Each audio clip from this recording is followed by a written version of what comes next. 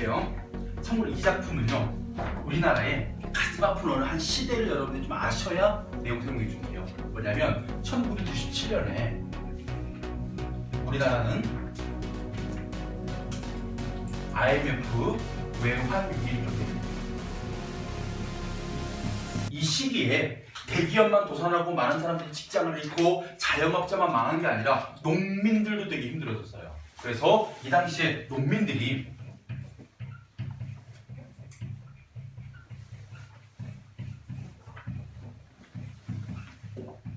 가계부채, 집안에 빚이 엄청나게 늘어나게 됩니다. 그래서 더 이상 빚을 갚을 능력도 없고 농사를 지을 처지도 안 된 농민들이 뭐 하느냐, 자신들의 부채를 탕감해달라고 총궐기 대회를 열어요. 그 사건을 바탕으로 이루어진 소설입니다. 그럴 때 중요한 건 뭐냐면 어느 마을이 있습니다. 이 마을은요, 황씨 집성촌인 마을에, 집성촌이라는 얘기는 특정한 성씨가 모여 사는 마을이에요. 황씨가 모여 사는 마을에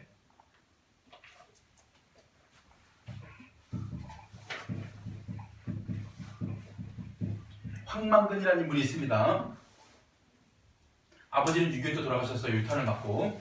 그래서 홀 어머니와 함께 큰 황만근은 어릴 적부터 남들이 보기에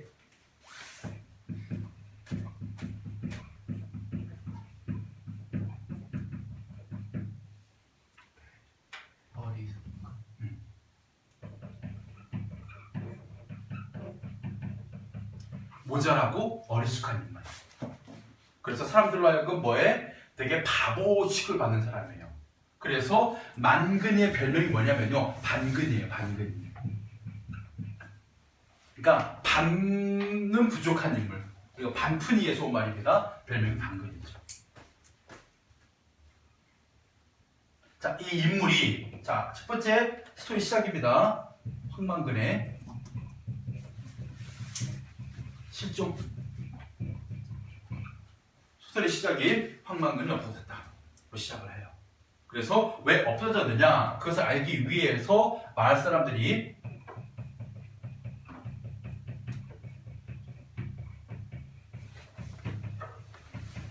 회의를 합니다. 그 중에 회의를 주관하는 민씨라는 사람이 있습니다. 이 사람과 마을 이장이 첨예한 갈등을 벌이게 돼요. 참고로 민씨는요, 이 마을의 외지인입니다. 외지인. 이런 걸 어떻게 할 수 있느냐? 성이 달라요. 다 황씨인데 이 사람은 민씨예요. 이 사람은 도시에서 생활하다가 귀농한 사람입니다. 그래서 최근에 들어왔기 때문에 어릴 적에 황만근을 몰라요. 자기가 이 시골로 온 다음에 겪게 된 황만근만 보고 판단한 그런 사람입니다. 그래서 황만근에 대해서 객관적인 사람이죠. 반면 이장은 황만근을 바보 취급하고 무시하는 존재입니다.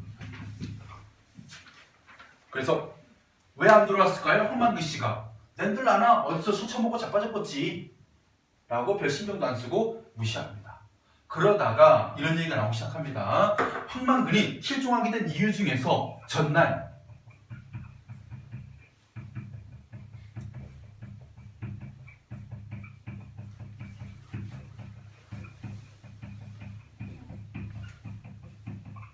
부채 탕감 총궐기 대회가 군에서 있었고, 그 군으로 갈 때 뭐 했냐면요, 이장이 우리 농민들의 저력을 보여줍시다. 경운기 타고 갑시다 라고 얘기를 해요. 경운기를 몰고 갑시다, 군까지. 그런데 중요한 건 뭐냐면 황만근만 그 말을 고지 듣고 순수했기 때문에 혼자 경운기를 몰고 가요. 다른 사람들 전부 다 트럭 타고 갑니다. 자가용 타고 가고. 그래서 먼저 도착한 사람들이 걸기대에 끝냈고 황만근은 경운기 타고 가느라 너무 늦어서 도착했을 때 이미 다 끝난 상황이었어요. 비까지 내립니다. 그래서 민씨가 따지죠. 왜 당신이 소소수레가 경운기 안 몰고 가고 트럭 타고 갔습니까? 나야 다른 마을 이장들하고 인사도 해야지, 군수님도 만나야지, 이런 식으로 책임감이 없는 인물이었어요. 그런 상황 속에서 뭐 하게 되냐? 황만근의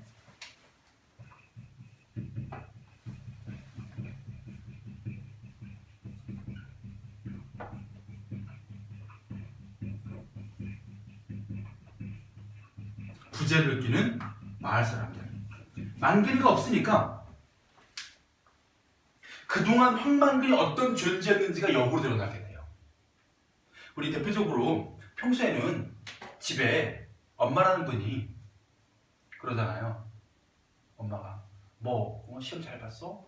아 그냥 대충 봤어.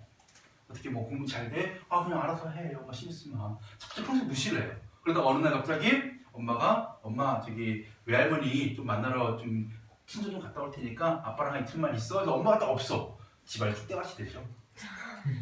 엄마가 없으면 하루만 지나도 티가 나는 게 집이야. 그지? 공기가 달라지지 않아? 아빠가 아무리 깔끔하고 아빠가 아무리 요리 실력이 뛰어나고 아빠가 아무리 다정해도 엄마는 엄마야. 그 누구도 대신 채울 수 없는 자리가 엄마 자리야. 그 초콜릿 아니야. 그거 빨아먹지 마. 그 코로나 환자가 입댔던 거 보면 어떡하려고. 아까 내가 얘기했는데 종이컵 쓰라고.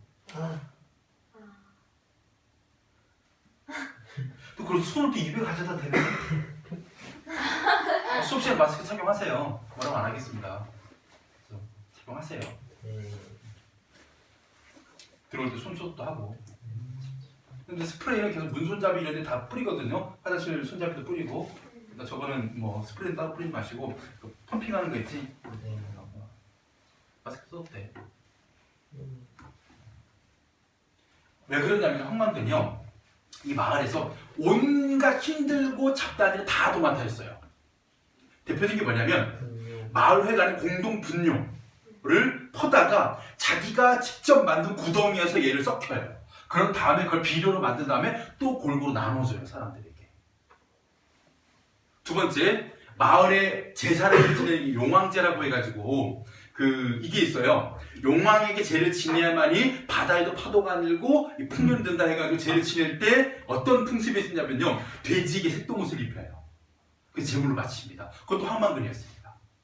혹은 마을에 돼지를 잡거나 뭔가 여러 가지 일이 벌어지잖아요. 다 황만근이 직접 다 모든 일 도맡아 하고. 이런 식으로 마을에 온갖 구제를 다 했던 황만근이 사라지자 그 부재를 마을 사람들이 느끼는 이야기. 그리고 다섯 번째입니다. 우리가 이 황만근의 내력, 즉 과거에 어떻게 태어났고 아버지는 어떻게 됐고 그 다음 어떻게 자라오면서 지금은 어떤 사람이다의 이야기가 나오고,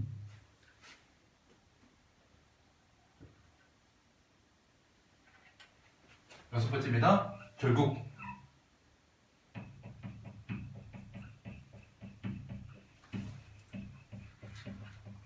그럼 황만근은 결국 죽어서 돌아옵니다. 그래서 학자들은요, 어떻게 죽었지?를 모르는데 마지막 부분이 바로 이 민씨의 묘비명이라고 해서, 아까 여기 민씨가요, 이 마지막 부분의 서술자가 되어서 그동안의 황만근이 어떤 사람이었고 어떻게 죽게 되는지를 그 사람의 죽음을 애도하는 형식으로 마지막에 이렇게 평가가 나와요. 그래서 황만근은 이렇게 말했다는, 여러분들 첫 번째입니다. 이렇게 한 인물의 일대기를 다루고 그 인물에 대한 평가를 했기 때문에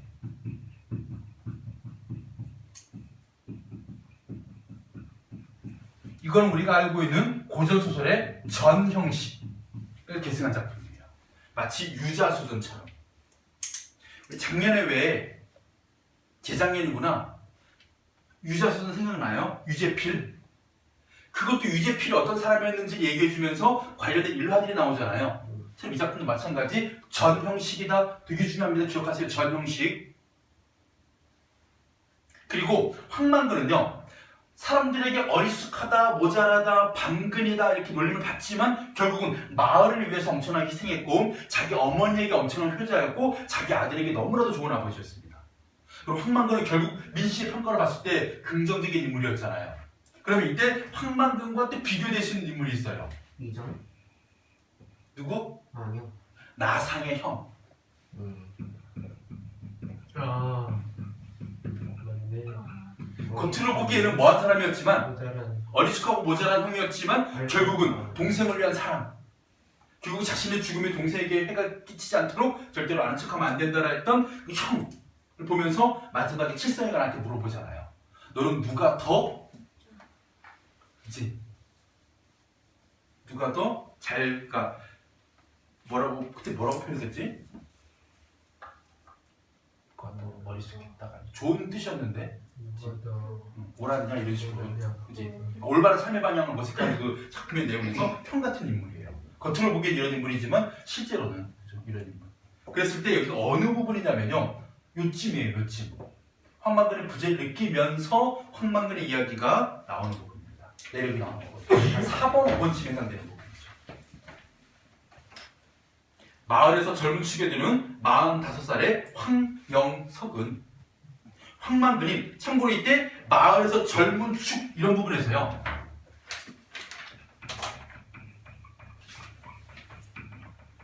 간단하게 고령화된 농촌 현실,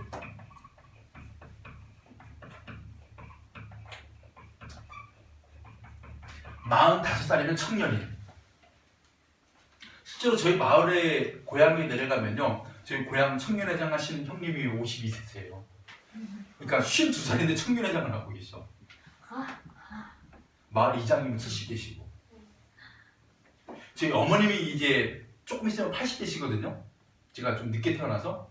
저희 어머님이 경로당 가시면 막내예요. 경로당 가면 저희 어머니가 앉아있지 못하고 다른 더 어르신들 있잖아요. 식사 준비하고 막 심부름도 하고 허리 굽으셨는데 완전 초고령화예요. 그리고 얼마 전에 좀 약간 좀 뭐라고 해야 되지? 안타까운 소식? 그런 거 되게 있을 것 같아. 내 어떤 지나온 행적들이 사라져가는 것. 학교가 폐교될지 모른다 이런 거 있잖아요. 입학하는 애가 없어가지고. 우리 통폐합 됐었거든요 한번. 초등학교가 각각 마을에 하나씩 있었는데 애들이 없어가지고 한 개 마을에 모아서 통폐합 시켰는데 여기조차도 애들이 입학생이 되지 않을 것 같아요. 무슨 섬이구나 원래. 그래서 너무 이제 시골에서 키우면 우리가 그런 생각하잖아. 많은 것이 불리할 거다라는 생각. 요즘엔 또 생각했던 분들은 또 거꾸로 그 선생님 중에 누구 희성쌤 수학생 중에 문 안 겪어봤구나 아직. 니네 선배고. 그분이 원래 그 집이 여기였거든. 이 연동이었거든. 애들 딱 초등학교 들어갈 때 되니까 바로 그냥 시골로 이사가 버렸잖아. 애월로. 장전인가 어디로 가서 거기를 입학시켜놓고 본인은 거기서 출퇴근하는 거야. 왜? 했더니 다 생각이 있어서 그래.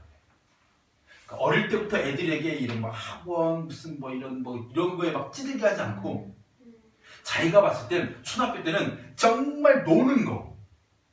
그리고 아빠 이거는 너가 한번 알아서 해봐. 실패를 하더라도 한번 본인이 겪어보는 거. 이것만큼 중요한 게 없다 싶어가지고 그냥 그러니까 쉽게 말하면 약간 방목 스타일로 그렇게 애들을 그냥. 그래서 애들하고 그냥 주말 되면 막 산에 가서 솔방울 주워다 골목막 만들고 이런 거 하고 놀고 그런다. 그런 거 보면 좀 부럽지. 오늘 우리 애기 엄마는 나한테 카톡이 왔어. 우리 아들도 그 영어학원을 등록했다. 그것도 그 완전 되게 뭐라고 원어민이에서 그 고액 그 빡센 데 있잖아. 딸이 먼저 다니고 있거든. 그러면서 아주 7살에 등록을 했대. 어린이집에서 영어 교육하고 있는데도 불구하고. 나는 그 왜라고도 톤을 안 달았어. 왜냐면 싸울까봐. 교육을 한 명이 맡아야 돼. 둘이 같이 하잖아. 그럼 서로 충돌 생기거든. 나 그냥 내가 하려다가 그냥 냅뒀어. 내가 하면 분명 뭐라고 하거든. 나는 집에서 엄마 없잖아. 아빠 뭐해? 요즘에 이제 엄마는 출근하고 오전에 애들 그 등원 금지됐거든. 학교도 이제 개학 안 했고. 그러니까 집에서 오전에 나는 같이 있어. 아빠 뭐해? 놀아. 뭐 하면서 놀아? 놀아 아무거나 하고. TV 켜지 말고 휴대폰만 하지 말고 그냥 놀아. 노는 거야 그냥. 아빠 뒤에 나가도 돼? 우리 뒤에 테라스가 있거든. 가. 거기서 킥보드 타고 자전거 타고 줄넘기 하고 트램폴린 뛰고 거기서 막 흙 만지고. 아빠 누구 흙 만져요? 만지라 그래. 나중에 엄마는 고자질해. 엄마 우리 아빠랑 막 놀았어. 친구 놀아서 애들 좀 책 좀 읽히고 좀 뭐 좀 시키지. 이게 좀 안 맞아. 왜냐면 직장에 되게 교육열이 어마어마한 분들이 같이 직장 동료 있는데 오늘 낮에 그 얘기 하셨대. 어떤 분이 자기 아들을 영어 유치원을 보내놨더니 어떤 그 영어 선생님하고 대화를 하더라. 역시 돈 들이고 티가 나더라. 이 얘기 듣고 그 명의는 아니더라도 원어민 영어부 정도는 보내지 않겠냐? 그냥 30몇만 원짜리는 긁은 거야. 그냥. 딱 들으면서 큰일 났다 나. 우리 애들에게 드디어 스트레스를 주기 시작하면서 피해를 만드네요. 시골이 좋아 시골이. 실감내겠네. 죄송해요.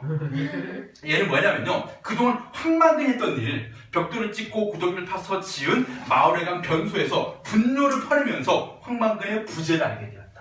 야, 얘가 없으니까 그동안 얘가 어떤 존재인지 알게 되는 것이죠. 망근의 자식이 있었으마 내가 돈을 100만 원 준다 해도 이런 일을 안 할 낀데 아이고 망할 놈의 똥냄새 열이가 싸나 그런지 독하기도 하네 여러 명이 와서 쌌는지 독하기도 하네 막 똥이 믹스돼가지고 이기 곡석한테 독이 될지 약이 될지도 모르겠구만 황망근이 있었으면 군말 없이 했을 텐데 했을 일인데 늘 그렇듯 벙글벙글 웃으면서 망근이가 있었으면 저 걸음이 우리 밭으로 올 텐데 망근이 어디 갔노? 누구? 여씨 노인도 그래서 황망근의 부재는 황영석과 여씨 노인 황영석은 이 공동 분뇨 그리고 여씨 노인은 그 분뇨로 만든 걸음에서 모두 황망근의 부재를 느끼고 있는 부분이죠. 황망근은 평소에 걸음을 이렇게 만들면 있잖아요. 가장 먼저 누구에게 갖다 주고 공평히 나눠주긴 한데 특히 먼저 많이 가져주는 사람들이 이런 여씨 노인 그러니까 할머니 혼자 힘들게 농사 짓는 분들은 특히나 더 많이 갖다 주고 먼저 신경 쓰고 했대요. 인정이 많은 사람이었죠. 근데 황영석은요 자기가 폈다고 자기 밭으로 가져다 뿌렸습니다. 특히 여씨노인처럼 일찍 남편을 잃고 혼자 몸이 된 노인들에게는 알고 그런지 모르고 그런지 더 자주 걸음을 가져다 주었다. 망근이한테 물어보자 아이들도 평상시에 자기들이 뭐 할 때마다 이야기를 하다가 야 지구가 돌아 우주가 돌아 막 이런 거 갖고 막 싸우는 거야 애들이. 야 뭐 지구가 돈다니까 당연한 얘기를 가지고 별판이 안 나한테 누구에게 찾아갑니까? 아이들에게 찾아가요. 그래서 아이들이 뭐 할 때마다 뭔가 이야기에 분쟁이 생길 때마다 황망근에게 찾아가가지고 얘기해주곤 했는데 물어보곤 했는데 그게 없으니까 황망근이 없으니까 부재를 알게 되었죠. 공부를 무사한 것이 황망근의 평생의 처사였다. 그 얘기는 판단 능력이 없는 듯 했지만 시비를 물을 거라면 가느라면 언제나 공평무사한 자연의 입법에 대해 깨우치게 되고 분쟁은 종식되었다. 또는 물어보나마 명약관한 일을 두고도 황망근은 불법했다. 만근이도 알 기다. 너무나 당연한 것은 만근도 알 정도로 만근이 뭐한 겁니까? 어리숙한 존재로 보기도 하고 현명한 존재로 보기도 하고 이렇게 황망근의 부재에다가 마지막 마을 사람들 뭐를 부르면서? 바로 황만근가를 부르면서 오죽하면 이 사람 타이틀곡도 있어요. 황만근가. 이 네 가지가 전부 다 황만근의 부재, 그가 없음을 느끼는 모습이죠.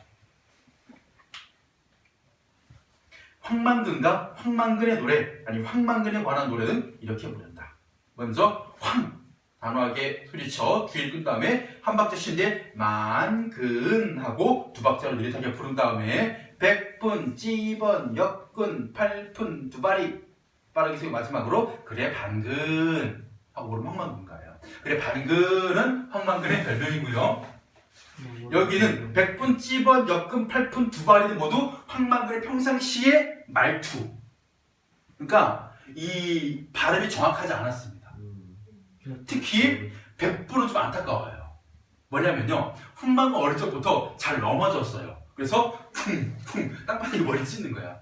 그래서 어떤 사람은 뭐라고 얘기했냐면 아마 잘 넘어져서 뇌를 다쳐가지고 이렇게 못 자란 걸 것이다. 그래서 마을 사람들이 어느 정도냐면 쿵 소리가 나면 홍씨가 떨어졌거나 황만근이 넘어졌거나 둘 중 하나다. 그래서 어느 날 어떤 사람이 물어본 거야. 망근아 너 도대체 하늘을 몇 번 넘어지니? 한번 세봐라. 생공부도 쉽겠죠. 황만근이 한 번, 두 번, 네 번, 네 번 막 세다가 나중에 뭐 한 겁니까? 몇 번 넘어졌니? 100분. 100번을 100분 이렇게 발음한 거예요. 그래서 중요한 건 뭐냐면 하루에 몇 번 넘어지니 100분, 한 달에 몇 번 넘어지니 100분, 1년에 몇 번 넘어지니 100분. 평생 숫자 100 이상을 세지 못하는 사람이었죠. 자기에게 최대치가 100인 거예요. 황만근이 넘어지는 일로에 대한 이야기. 찝어 이거는 뭐냐면요. 어릴 적에 국수 사러 갈 때 국지 찝어 주요 이렇게 하면서 국수를 10원어치 주세요. 요거 발음을 잘 못해서 국수집 주인이 이거 도대체 무슨 얘기하나 들어봤더니 10원을 찝원이라고 발음하는 그런 발음.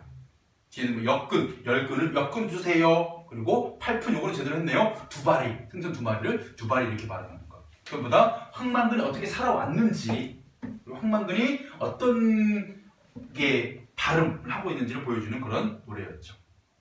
참고로 또 재밌는 얘기 하나 있어요. 여기 직접 없지만 회의하는 도중에 야 근데 망근이가 집에 안 들어온 적이 있었나? 들어왔지? 술을 먹어도 12시에 들어오고 하다못해 아침이 되기 전에 들어왔잖아. 아 한 번 있었네. 황만근도 군대 갔다 왔습니다. 예전에요 황만근이 20살 즈음에 군대 가기 전에 어떤 일이 있었냐면 밤늦게 술을 마시고 돌아오다가 어떤 고개 너머에서 큰 토끼를 만났대요. 황만근 얘기에 의하면 큰 토끼와 함께 싸움을 했답니다. 그래서 토끼하고 싸워서 토끼를 잡았대요. 이겼대요. 토끼가 얘기하기를 날 풀어주면 소원을 3가지 들어주마. 그래서 토끼를 풀어줬더니 토끼에게 3가지 소원을 말하고 그걸 이뤘대요. 첫 번째 우리 어머니 장수하시는 거. 너무 오래 사십니다. 두 번째 여우 같은 마누라 생기는 거. 세 번째 예쁜 아들 생기는 거. 그 다음 해에 이 호수가 있는 마을이거든요. 어떤 여자가 자살하러 와요. 그 여자를 황만근이 구해줍니다. 황만근 집에 머물러요.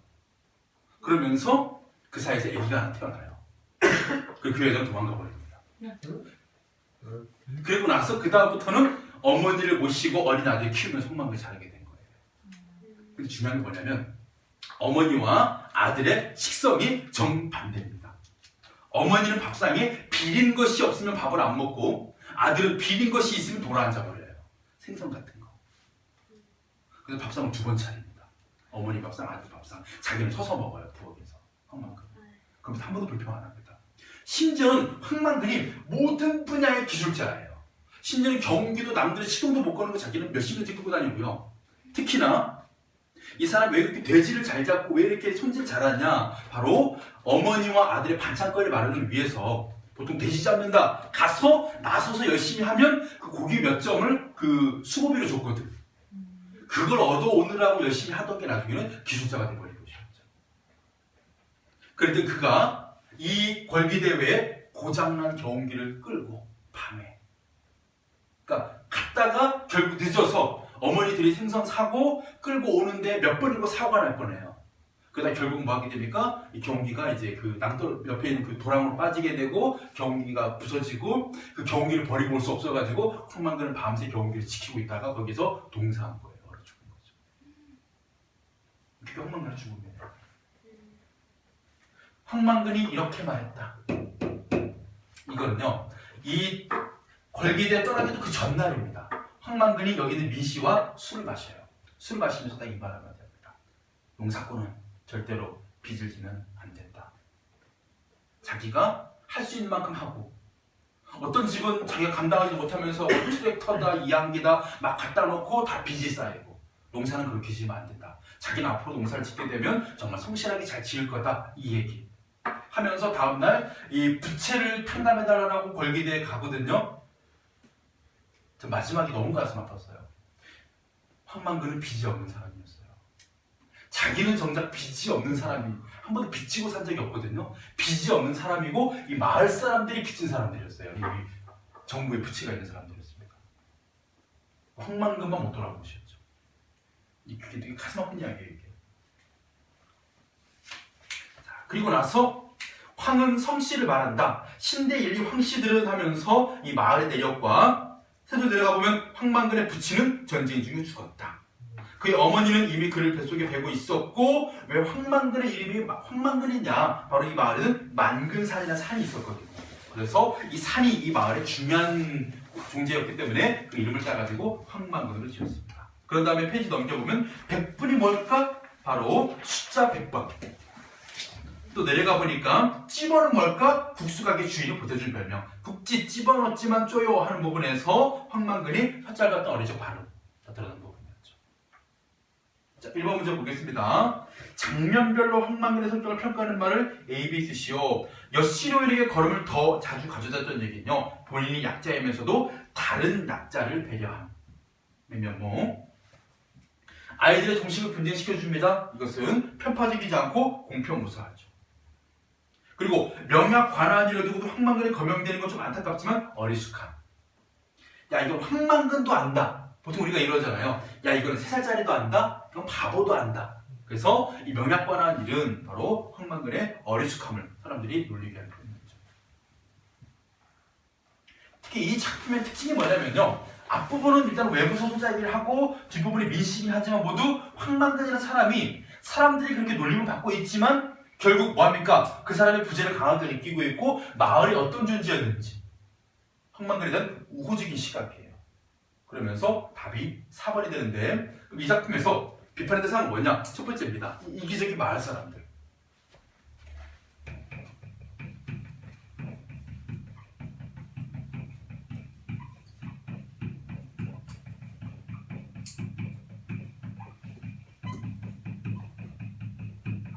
그리고 두 번째입니다. 그런 농민들이 이기적인 사람이 되게끔 만들어지는 당대 현실이죠.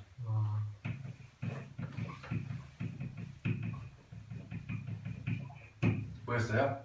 당대 현실이 디폴트, 국가부동, IMF 때.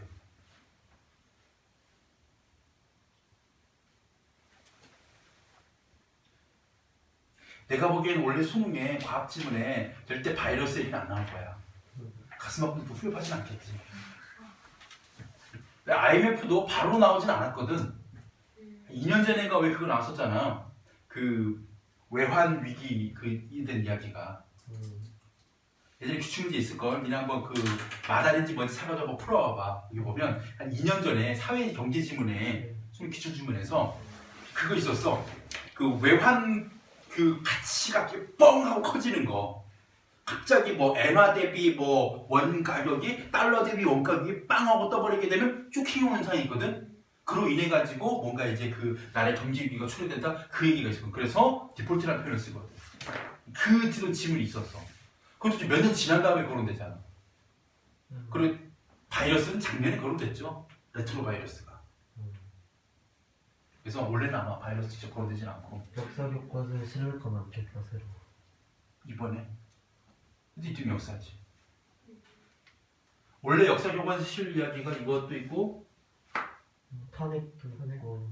탄핵 나오나?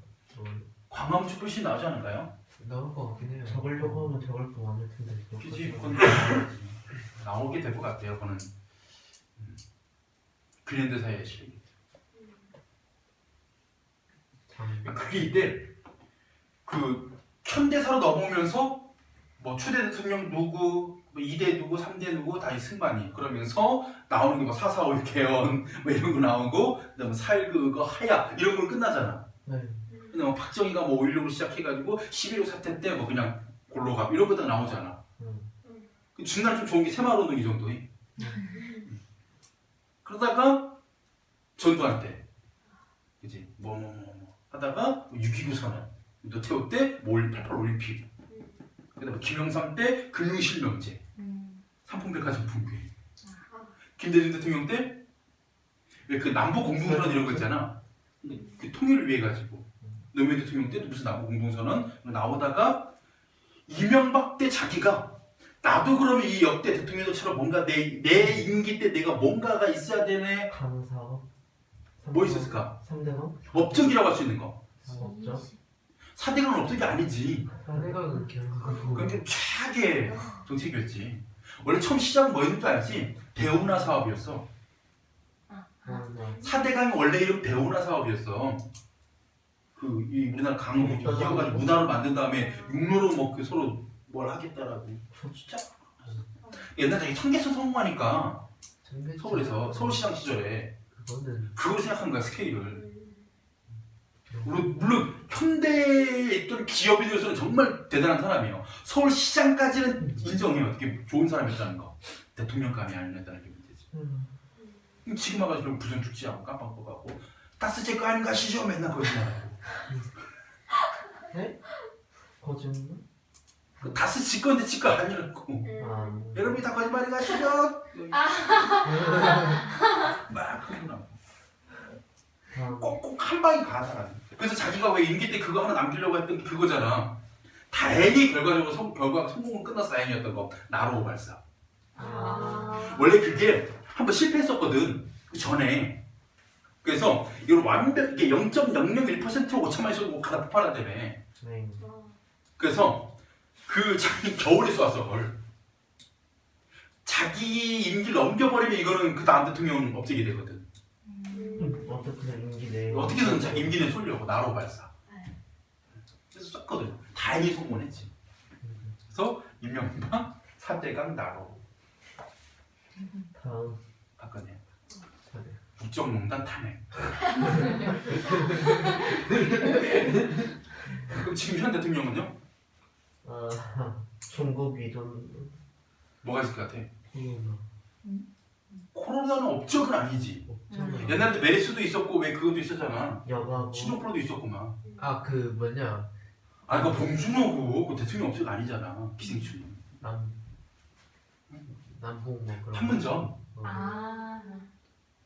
직접 만나고 갖고 갔다 그래서 아. 물론 전에도 했지만 그지 상당히 많은 거를 그래도 진전해냈잖아. 이게 미국 트럼프하고도 만나게 하고 통일 위한 노력. 근데 이 경제 문제는 너무 악재가 많이 겹쳐가지고 왜 중간에 그 기억나? 왜 우리 그거 사드 골프장에 사드 그 기지한다고 해서 중국 애들 그 한국 여행 안 온다고 해서 한번 타격 맞고 괜찮아졌나 싶더니 또 이제 그 갑자기 또 이제 어떤 좀 금융위기가 와가지고 갑자기 또 불경기인 상황에서 갑자기 또 이번에 이 코로나가 터지니까 진짜 완전 그지 우리 자영업자들 완전 진짜 거기다 환자 한 번 왔다 가면 그냥 마비되고 그러니까 물론 소독만 잘하면 되고 사람의 문제지 그 물체는 가장 오래 간다는 금속도 12시간이면 사라진다 그러더라고 소독만 잘하면. 그래서 하루면 다시 또 문 열어도 돼. 문제는 사람인 거야. 그 사람을 옮겨 다니는 거지. 사람이 그 균을 손 너희 근데 이 침보다 손이 더 위험하대. 그래서 정말 손으로 옮겨지는 게 되게 많대. 그 감염이 전염이. 그래서 손 씻는 거 이게 진짜 중요하대. 아니 들고 다녀. 내 향수다 생각하고 주머니에 휴대용 하나 넣어가지고 오면서 감독이 심심하면 계속 해야 돼. 어쩔 수가 없어. 마스크는 당연히 나오고. 자, 흥망근 얘기 그만하고 3번 문제 볼까요? 기억의 서사적 기능. 바로 황망근가는요 주인공의 성격을 보여주는 과거 사건들을 소개하는 매개이다. 다음 5번이 됩니다. 주인공이 어떤 인물이에요? 어리숙하기도 하고 중요한 건 이 황망근의 어떤 그 해짧은 말을 보여줍니다.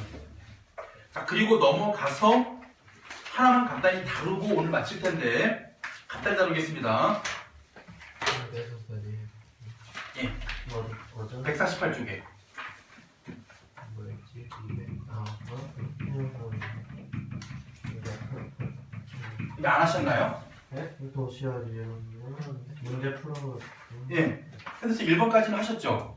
2번까지 하라고요. 2번까지 하라고 했으면 오늘 1번까지 하고 다음 시간에 3, 4 아니 2, 3, 4, 5 예. 하루에 이제 4개씩 1시간에 2작품씩 해가지고 현대생활 예. 하면 다음에 그거예요? 네, 독서집은 나갈 거예요. 갈래복합 안 하고? 예, 갈래복하면 다 뒤에 놔둘 겁니다. 왜냐면 수필극 쪽은 지분이 0.5밖에 없어. 그러니까 수필이 나오면 극이 안 나오고 극이 나오면 수필이 안 나오고 학교에서도 의외로 그래서 수필극은 잘 안 다루려는 경향이 있어요. 내신은 그래서 일단은 굵직한 4개 현대시, 고전시가, 현대소설, 고전소설 이 4개를 먼저 다뤄놓고 독서 파트로 들어가서 일단은 순서대로 있잖아요. 인문사회, 과학기술, 예술 요거를 이것도 한 5개씩 쭉 다뤄놓고 그 다음에 또 이제 문법 들어가고 자, 현대사 1번입니다. 이효석의 도시화입니다.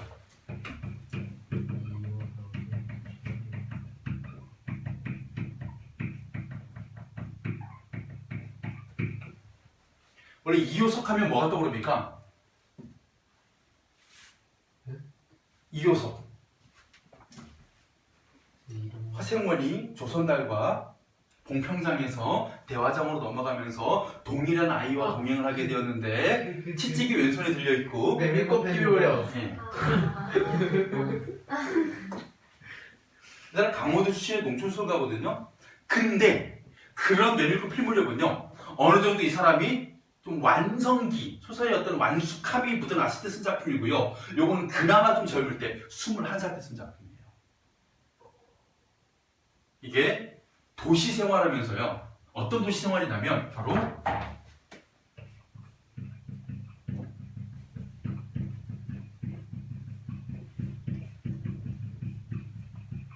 일제강점기 서울이에요. 그 일제강점기 서울은 일제에 의해서 근대화됩니다. 그리고 그 근대화의 가장 상징적인 물건이 뭐냐? 자동차예요. 그리고 이때 유령이라고 하는 것은 이 작품에 나라는 인물이요 뜨내기 도시 근로자거든요.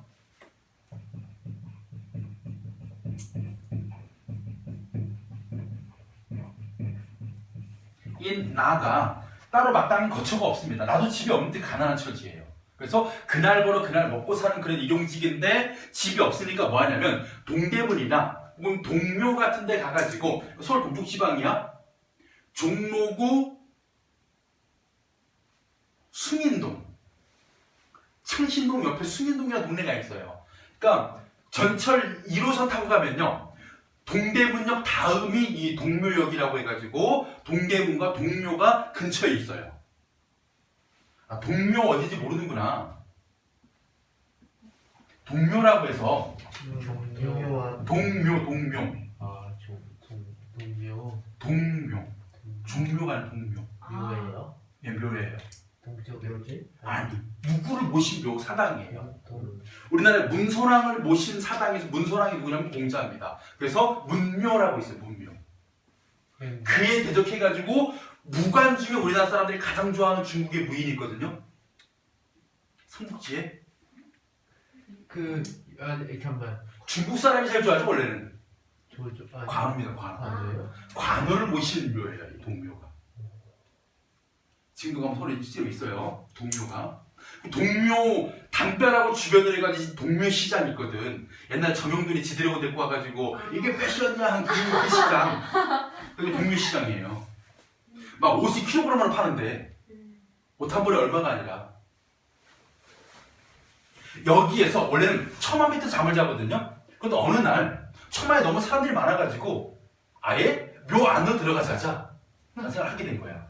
근데 묘 안으로 딱 가려고 봤더니 이 안에 사당이 있거든요. 사당 있고 대문을 들어서서 중문을 들어서면 그러니까 이렇게 동서 이게 뭔가 건물 있고 가운데 그 정전이라는 게 있어요. 진짜 관을 모신 곳. 그쪽에서 뭔가 불이 번쩍하는 거예요. 와, 저거 도깨비 불이다. 그래서 누구는 나는 뭘 봤습니까? 동묘에서 도깨비를 봤어요.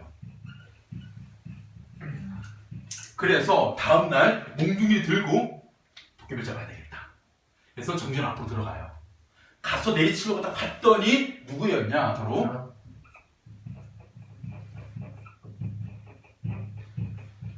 거지 모자. 그러니까 거지인 어머니와 그 어린 아들.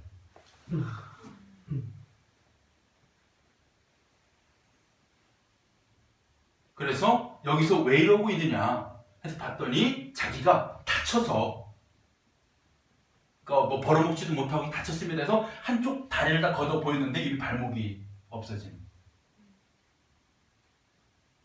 그래서 이야기를 듣고 보니 그럼 어젯밤에 그 도깨비 불은 뭐냐? 아, 자기네가 약을 찾으려고 너무 어두워서 성냥을 몇 번 켰던 그 불. 그러다가 문득 한 달 전 일이 생각난 거예요. 내가 한 달 전에.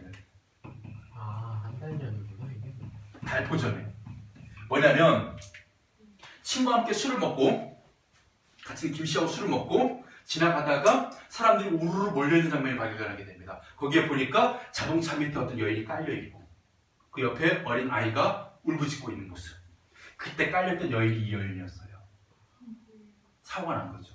그래서 병원으로 실려 갔는데 혼자 있는 어린아들이 너무 걱정되고 보고 싶어서 병원을 나와서 아들을 만나러 온 상황에서 잘 곳이 없어서 이 동묘에 와 있게 된 모습. 그래서 이 유령은 누구냐면요, 바로 이 거지 모자이자 뭐하게 된 인물입니까? 일제강점기 서울에서의 근대화 과정 속에서 뭐하게 된, 이제 소외되고 가난한 삶을 살게 된, 그러니까 빈한 삶을 살게 되는 그런 우리 민족의 현실. 를 보여주는 인물이 바로 이 유령이라고 표시되는 인물이죠. 그래서 나는 어떻게 해요? 돈 다 털어주고. 그죠? 있는 돈 다 털어주고 그걸 빠져나옵니다. 그냥 돈만 줍니까? 눈물과 같이 주죠. 어떤 눈물이에요? 비참하게 살고 있는 우리 민족에 대한 안타까움, 이 눈물을 흘리면서. 이 작품을 이렇게 봐요. 프롤레타리아 계층이 부르주아에 의해서 뭔가 핍박받고 있는 그런 사회주의 있잖아요. 경향문화. 성격을 가지면서 뭔가 실천하지 못하는 약간 양면적인 소리라고 평가를 받아요. 그러니까 생각은 있는데 아직 행동을 하지 못하는 단계의 그 경향주의 문학, 사회주의 문학. 이효석 초기 작품으로 되게 특이한 면모를 지녔기 때문에 요거는 원래 조금 여러분들이 좀 예의주시하고 좀 봐야 될 작품. 어떤 거예요? 이 도시와 유령은. 기존의 이효석 특징하고 너무 다른 작품이잖아요. 메밀꽃 필물을 우리가 기억하고 있는 이효석의 농촌소설, 낭만적인 어떤 사랑 이야기 혹은 뭐 혈육의 이야기가 아니라 정말 냉정한 현실을 그대로 지시한 작품. 특히 교통사고 장면을 너무 적나라하게 묘사하는 이런 끔찍한 모습들이라든가 이런 데서 우리가 그 당시 우리의 민족의 현실을 발견할 수 있는 것이죠.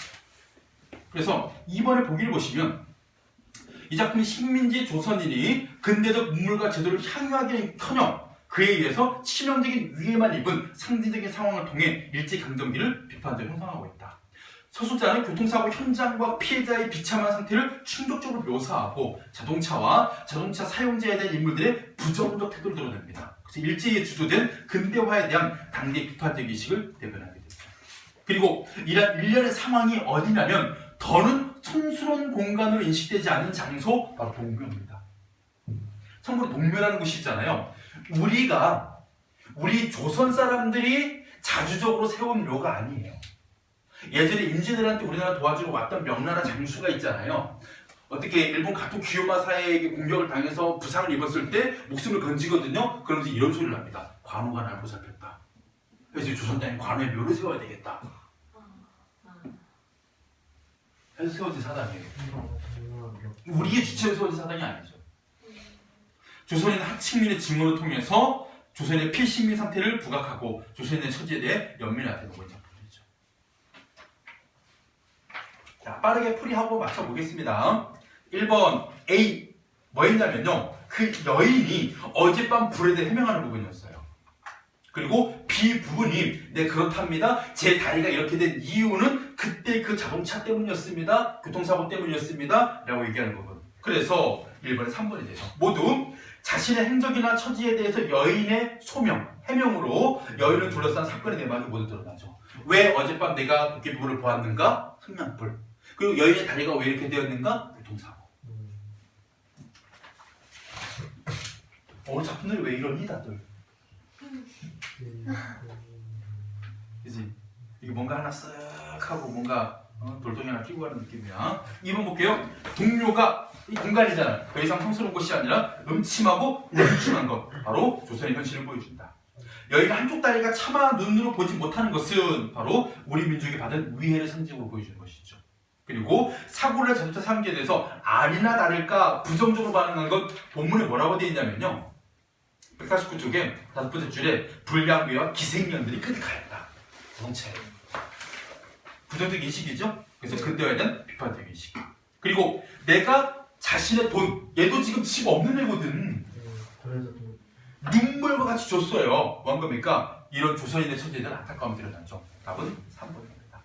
이 자동차 사고에서 거지아이 하나가 목을 놓고 우는 이유는 뭐 때문일까요? 자기 어머니가 사고로 당했기 때문에 겪게 된 슬픔과 충격이지 일제에 의해 주도된 근대화 선물을 향유하지 못하는 조선인의 회한이다? 이게 뭔 소리입니까? 향유하려고 한 거예요. 우리에게 위해나 가하지 말라잖아요. 그리고 이 아이는 어머니가 다쳤기 때문에 흘리는 눈물이지 그거 아니죠. 답 3번이고 3번입니다. 자, 기억 같은 경우에 원요론은 도깨비가 아직까지는 그 존재가 도깨비라고 믿고 있는 이 인물의 신. 니은 아이고 왜 이럽니까? 바로 내 그 도깨비 탐색이 그 모자에게 뭐였어요? 물리적 위험이 됐죠. 그리고 이것을 보시면 아니 앉아 계시오. 나는 창고지기도 아니고 아무것도 아니요. 라고 자신의 행동이 경솔했음을 알고 미안함이 드러나는 겁니다. 그리고 리을분 보세요. 그럼 대체 그 불은 뭐지? 아직도 의혹이 남아있음을. 근데 미음 보세요. 그래 당신이 그 교통사고 피해자였군요. 이걸 가지고 내가 그 여인의 불행에 사실 책임이 있다? 까지는 아니잖아요. 내가 사고를 낸 게 아니었거든요. 그래서 현재 여인이 왜 이렇게 되었는지 그 이유를 알게 됐다는 그 이야기일 뿐이지 자신도 책임이 있다고 깨달은 건 아닙니다. 그래서 3번에 5번이 됐죠. 자, 여기까지 하고 다음 시간에 현대소설을 2번부터 5번까지 또 토요일이야. 아침에 늦지 말고 11시까지. 그리고 토요일까지 나간 다음에 독서도 슬슬 시작을 하세요. 됐죠? 이미 샀지? 그래서 이제